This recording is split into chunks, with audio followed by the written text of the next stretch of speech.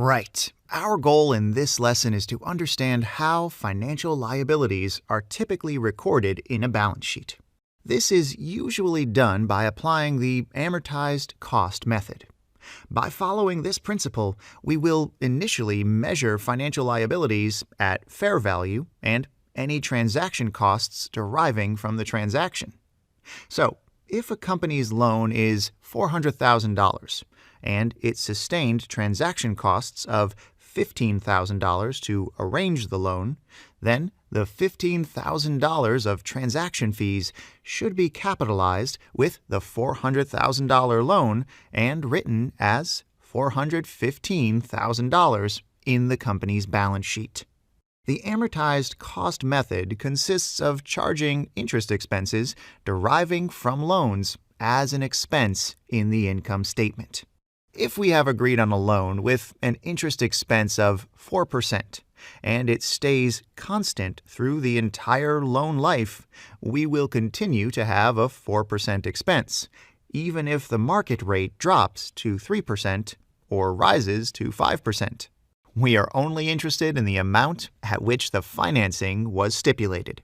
In addition, the financial liability we have on our books will be amortized according to its extinguishment plan and will not change when market rates fluctuate. That's important to remember.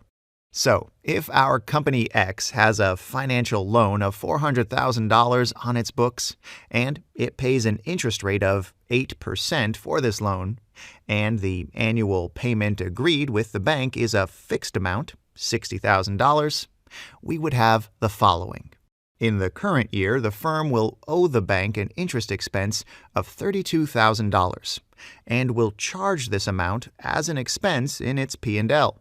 At the same time, the bank will receive $60,000, which is $28,000 more than the interest expense. So the principal amount of the loan will decrease and will become $372,000.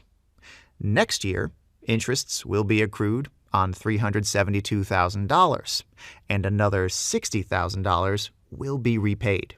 Part will be necessary to cover interest expenses, and the rest would extinguish an additional portion of the principal payment.